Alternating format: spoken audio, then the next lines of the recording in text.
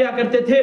بڑے بڑے زانیوں نے توبہ کی, اللہ نے ولی بنا دیے. ہم بھی اللہ تبارک و تعالیٰ سے توبہ کریں. کفل کا واقعہ آپ نے سنا ہوگا. روزانہ ایک نئی لڑکی سے وہ زنا کرتا تھا, روزانہ نئی لڑکی سے زنا کرتا تھا. بنی اسرائیل کا واقعہ ہے. بنی اسرائیل کی قوم کے, بنی اسرائیل کی شریعت کے اندر بڑی شدت تھی. کوئی زنا کرتا تھا, گناہ کرتا تھا, دروازے پر فرشتے لکھ دیتے تھے.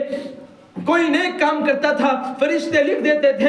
بنی اسرائیل کا یہ کفل نامی شخص بہت زانی تھا. روزانہ ایک نئی فاحشہ عورت سے زنا کرتا تھا. ایک مرتبہ اس کے دروازے پر ایک نیک خاتون پہنچ گئی. پیسے نہیں تھے, غربت تھی. میں یہاں بھی عرض کرتا ہوں, اپنے غریبوں کا ضرور خیال رکھا کرو.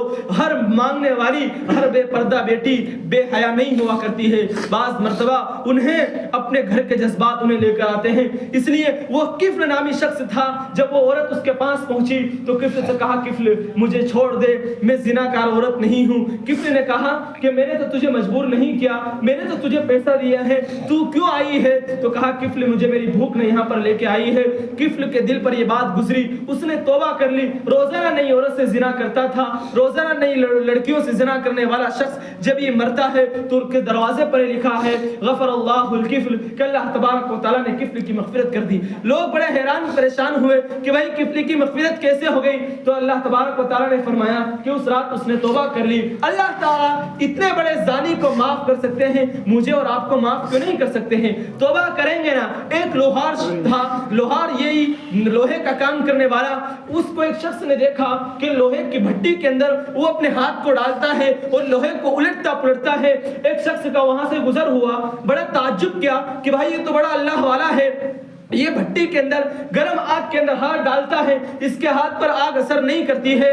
تو اس شخص نے پوچھا, اے اللہ کے ولی, آپ لوہار ہیں, آپ کے ہاتھ پر آگ اثر نہیں کرتی ہے, ہمارے لیے دعا کرو. تو اس شخص نے, نوجوان نے کہا, بھائی میں کوئی ولی نہیں ہوں, واقعہ سنیے. کہا کہ ایک مرتبہ میں ایک عورت کے ساتھ, ایک عورت میرے پاس آئی کسی ضرورت کے لیے. میں واقعہ اس لیے سنا رہا ہوں کہ مایوس نہ ہو, آج توبہ کر کے اٹھے. اللہ تبارک و تعالیٰ ہمیں ایسے بھیجے گا یہاں سے جیسے ہم نے گناہ کیا ہی نہیں. زمین بھر دو, آسمان بھر دو گناہ سے. اللہ تبارک و تعالیٰ سے ایک مرتبہ تم کہو اللہ معاف کر دے, اللہ معاف کر دے گا. اس شخص نے کہا کہ عورت میرے پاس آئی, جب میں اس کے پاس زنا کے لیے گیا تو اس عورت نے کہا کہ میں زانی نہیں ہوں, مجھے چھوڑ دے, اور اگر تو مجھے چھوڑ دیتا ہے, میرے ساتھ زنا نہیں کرتا ہے, تو اللہ تبارک و تعالیٰ تیرے دنیا کے اندر بھی تجھ پر آگ کو حرام کر دے گا, آخرت میں بھی جہنم کی آگ کو تجھ پر حرام کر دے گا. وہ شخص یہ کہتا ہے کہ میں نے اس کو چھوڑ دیا, میں سویا, اس کی ماں میرے خواب میں آئی اور کہتی ہے کہ اللہ تبارک و تعالیٰ نے تجھ پر دنیا کی بھی آگ حرام کر دی ہے, جہنم کی بھی آگ تجھ پر حرام کر دی ہے.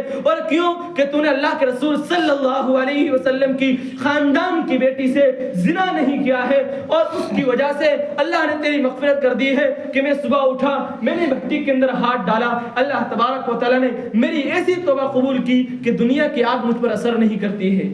اللہ اکبر. تو یہ کوئی بعید نہیں ہے. یہاں بیٹھنے والے نوجوان چہروں سے میں کہہ رہا ہوں, اپنی زندگی کو سنوارنے کی کوشش کرو. سفید رئیس بزرگوں سے میں ہاتھ جوڑ کر اپیل کرتا ہوں, اپنے بچوں کو دین کی تعلیم دو. صحیح تعلیم دو گے, آپ کے بچے صحیح نہج پر آئیں گے. قرآن کی تعلیم دو, آپ کے جنازے پر یہ شریک ہونے والے بچے آپ کے قبر پر فاتحہ پڑھنے والے ہو جائیں گے. ورنہ ایسا ہوتا ہے, گھر کے اندر قرآن کو ہاتھ لگانے والے مہینوں تک کوئی ہمارے گھروں میں نہیں ہوتا ہے. مہینے قرآن رکھا کہ قرآن اللہ نے اس لیے اتارا کہ رمضان میں پڑھایا جائے, یا غلافوں کے اندر سجایا جائے, یا تعویذوں کے اندر اس کو پہنایا جائے. نہیں, قرآن تو پڑھنے والی چیز ہے, بابرکت چیز ہے. پڑھو گے, دیکھو گے, دیکھنا بھی ثواب ہے, چھونا بھی ثواب ہے. اس لیے اب سے اہتمام کرو. انشاءاللہ ہم آج سے اپنی زندگی کو بدلنے کی کوشش کریں گے نا بھائی؟ بلند آواز سے کہو کہ انشاءاللہ ہم اپنی زندگی کا ثبوت دیں گے, ہم رسول کے سچے عاشق بنیں گے, ہم واقعی امام حسین کے پیروکار بنیں گے, دکھلاوے والے پیروکار نہیں بنیں گے, حقیقی امام حسین سے محبت کرنے والے بنیں گے. تو کل قیامت کے دن امام حسین, ہم امام